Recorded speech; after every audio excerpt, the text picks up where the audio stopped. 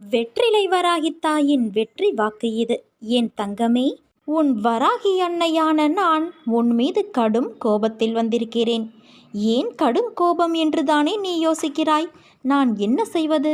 நான் எத்தனையோ முறை நீ என் பிள்ளையாகிவிட்டாய் என்று உன்னை தேடி வந்து கொண்டு இருக்கிறேன். ஆனால் நீயோ என்னை அலட்சியம் செய்து அவமதித்து கொண்டே இருக்கிறாய். பிறகு நான் என்ன செய்வது? எவ்வளவுதான் பொறுத்து போவது? வாழ்க்கையில் இன்னல்கள் வந்து போவது சகஜம். அதை எப்படி மீள்வது என்பதை நினைத்து செயல்படு. பயப்படாதே. பயந்தால் அது உன்னை வீழ்த்திவிடும். ஒரு குறிக்கோளை அடைய நீயும் தினமும் அலைந்து கொண்டே இருக்கிறாய்.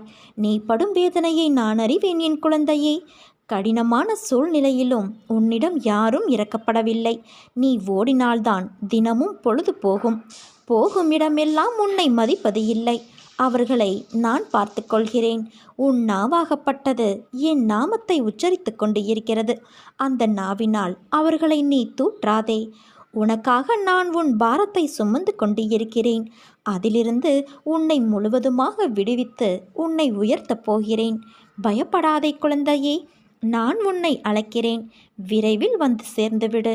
உன் வருகை நோக்கி உன் அன்னையான நான் காத்து கொண்டு இருக்கிறேன் குழந்தையே. உன் காலடிப்படும் நேரம் அனைத்தும் உன்னை விட்டு பயந்து ஓடிவிடும். உன்னை வெறும் கையோடு நான் அனுப்பி வைக்க மாட்டேன். போதும், இந்த வாழ்க்கை என்ற சொல் தோன்றிவிட்டது. உன் உடைந்த மனதை நான் நிச்சயம் சரி செய்வேன். அதற்கு எனக்கு சிறிது நேரம் கொடு. நிச்சயம் உன்னையும் உன் பெற்றோரையும் நன்றாக பாதுகாத்து நான் வாழ வைப்பேன். உன் வாழ்க்கையை விட உனக்கு வரும் கஷ்டம் பெரியதா? முதலில் அதை யோசித்துப்பார். நீ நினைக்கின்ற வகையில்தான் உன் கஷ்டம் உன் கண்களுக்கு புலப்படும். அந்த கஷ்டத்தை சுக்குநூறாக உடைத்து எறி. அதை எரிய உனக்கு சக்தியில்லாமல் அல்ல, பயமும் பதைப்பதைப்பும் தான் உன்னை உடைத்து தகர்த்தெறிய யோசிக்க வைக்கிறது. நீ பளிங்குக்கல். என்ன மாசுபட்டாலும் அதே பொலிவோடு பிரகாசமாக ஜொலிப்பாய். இப்படி மனதில் பாரத்தை சுமந்து உன் வாழ்க்கையை நீ பாரமாக உணர்கிறாய். உன் அன்னையான நான் உனக்கான குரலை அசரீரியாக ஒவ்வொரு நிமிடமும் உன் செவிக்கு எட்டும்படி உன் கண்கள் அதை பார்க்கும்படி கூறுகிறேன் அல்லவா? அதை புரிந்து கொண்டு மனதால் உணர்ந்து அறிவால் செயலாற்று. நீ எல்லோரையும் முக்கியம் என்று நினைக்கிறாய். அதைப்போல அவர்களும் நினைக்க வேண்டும் அல்லவா? அப்படி உன்னை அலட்சியப்படுத்தியவர்கள் நிச்சயம் நீ முக்கியம், உன் சொந்தம் முக்கியம் என்று வருவார்கள். உன் அருமையறிந்து வருவார்கள். கவலை கொள்ளாதே. ஒருவர் கஷ்டத்தில் இருக்கும்போது கடவுளின் அனுக்கிரகம் கிடைப்பது மிக பெரியது. அவர்கள் புண்ணியசாலிகள். அப்படிப்பட்ட புண்ணியசாலிதான் நீ என் குழந்தையே. ஏனென்றால் கடவுளின் முழு அனுக்கிரக பார்வையும் உன் கஷ்டமான நேரத்தில் உனக்கு கிடைக்கும். அது காற்று மூலமாகவும் நீர், புல் என எந்த வகையிலும் உனக்கு கடவுளின் பேரருள் கிடைக்கும். நீ இனிமேல் கவலை கொள்ளாதே. கஷ்டம் தரும் நிலைகளையெல்லாம் உடைத்து சுக்குநூறாய் தகர்த்தெறிந்து உன்னை உனக்கே புதியதாய் தோன்ற வைப்பேன். புதிய வாழ்க்கையை புதிய புத்துணர்ச்சியோடு ஒரு நல்ல எதிர்காலத்தை நீ பெறுவாய். என் தங்கமே, எல்லா விஷயங்களையும் நான் ரகசியமாகவே செய்து தருவேன். யாருடைய கண்களில் கண்ணீர் துளிகள் கசிந்து உருகி ஓடுகின்றனவோ அவர்கள் ஆத்மார்த்தமாக வேண்டுகிறார்கள். மற்றவர்கள் அந்த அவசியத்தில் இல்லை என்பதால் மேம்போக்காக வேண்டுகிறார்கள். எந்த வெள்ளம் புரண்டு வருகிறதோ அந்த வெள்ளம் வழிகளை உண்டாக்குகிறது. எங்கே நீர்வரத்து இல்லையோ அங்கே வழிகள் உண்டாவது இல்லை. இதுதான் கண்ணீரோடு வேண்டுகிற வேண்டுதலுக்கும் கடமைக்காக வேண்டுகிற வேண்டுதலுக்கும் இடையேயுள்ள வித்தியாசம். என்னிடம் இருந்து பற்றி கொண்டாயே என கேட்டு அழாதே. நீ என்னை பற்றி கொண்டு என்னிடம் இருக்கிறாயே, நான் என்ன பேறு பெற்றவன் என எண்ணி அழுது என்னை போற்று.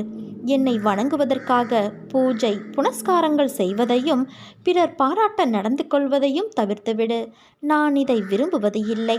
வெளிப்படையான ஆடம்பர வழிபாட்டுக்கு நான் முக்கியத்துவம் தருவது இல்லை. காரணம், அதை செய்வதற்கான பலனை உடனே அடைந்து விட முடியும். அதற்கு மேல் பலனை எதிர்பார்க்க முடியாது அல்லவா? ஆத்மார்த்தமாக இதயத்திற்குள் என்னை குடியேற்றி அங்கே என்னை வழிபடு. அப்போது உன் மனதும் செயலும் யாருக்கும் தெரியாது. அனைத்தும் ரகசியமாக இருப்பதால் நானும் எல்லா விஷயங்களையும் ரகசியமாகவே செய்து தருவேன். ஆனால் ஒன்று மட்டும் நினைவிருக்கட்டும், யாரையும் உன் தேவைக்காக பயன்படுத்திவிட்டு தேவை முடிந்ததும் தூக்கி எறிந்து விடாதே. ஏனென்றால் உன் வாழ்க்கை இன்னும் முடியவில்லை. அதனால் சிந்தித்து செயல்படு என் குழந்தையே. நான் உனக்கு தரும் சோதனைகள் அனைத்தும் உன்னுள் தன்னம்பிக்கையை வளர்ப்பதற்கு மட்டுமே. அவ்வாறு சோதனைகளை அளித்துக்கொண்டே உன்னை நான் காப்பாற்றி விடுவேன். நீ அறிந்தும் அறியாமலும் பேச்சின் மூலமும் கேட்பதன் மூலமும் செய்துள்ள பாவங்கள் அனைத்தும் என்னை ஸ்மரிப்பதன் மூலம் அக்கணமே அகலும். உனக்கு என்ன வேண்டும் என்பது உன்னை விட உன் அன்னையான எனக்கு நன்றாக தெரியும். நீ எடுத்து வைக்கும் ஒவ்வொரு அடியும் நான் அறிந்ததே. யாரும் இல்லாத இடத்தில் கூட உன் அன்னையான நான் உன்னை கவனிப்பேன் என்பதை நீ அறிந்து கொண்டால் நீ யாருக்கும் எந்த ஒரு தீங்கும் செய்யக்கூட மனதாலும் நினைக்க மாட்டாய். கடவுள் பக்தி உள்ளவர்களாக, நல்லவர்களாக, இரக்க சுபாவம் உள்ளவர்களாக, மனசாட்சியோடு நடப்பவர்களாக இருப்பார்கள். அதே நேரம் அதிக கஷ்டங்கள், பிரச்சனைகளில் சிக்கி துன்பப்படுவதையும் பார்க்கலாம். இதற்கு காரணம் என்ன? யோசித்து பார்த்தால் இவர்கள் விரைவில் அலைப்பாகின்ற மனதுக்கு சொந்தக்காரர்களாகவே இருப்பதுதான். அலைப்பாகின்ற மனமானது சந்தேகத்தாலும் கவலை பதற்றத்தாலும் பின்னப்பட்டதாக இருக்கும். வாழ்வின் மிகப்பெரிய முட்டுக்கட்டை அவநம்பிக்கை. எப்போது ஒருவரின் வாழ்வில் நுழையலாம் என்று எதிர்பார்த்து வாசலில் படுத்து கிடக்கும் மலைப்பாம்பு எச்சரிக்கை இல்லாதவரை விழுங்கிவிடும் என் குழந்தையே. கடவுள் நன்மை செய்வார் என்ற நம்பிக்கையின்றி பயத்திலும் பதற்றம், கவலை, சுய பரிதாபத்தில் சிக்கிக்கொள்பவர்கள் இந்த நிலை தலை தூக்கும் போதெல்லாம் கஷ்டத்தை அனுபவிக்கின்றார்கள். சிலர் தங்கள் திறமையின் மீது நம்பிக்கை வைத்து கடவுளின் இயல்பான அன்பை மறந்து விடுகிறார்கள். இது அவநம்பிக்கைக்கு அழைத்து செல்கிறது. நல்ல நிலையையும் தோல்வியாக மாற்றுகிறது. சூழ்நிலைகள் கடினமாக மாறும்போது முயற்சியை கைவிட்டுவிடவே நாம் தயாராக இருக்கின்றோம். பிரச்சனைகளுக்கும் சூழ்நிலைகளுக்கும் அடிபணிகின்றோம். இதற்கு காரணம் அவநம்பிக்கை. கடவுள் நம்பிக்கையை தீவிரமாக தொடர்ந்தால் மட்டுமே உன் விருப்பம் நிறைவேறும் என்பதை அறிந்து கொள்ளாததால் இந்த நிலை.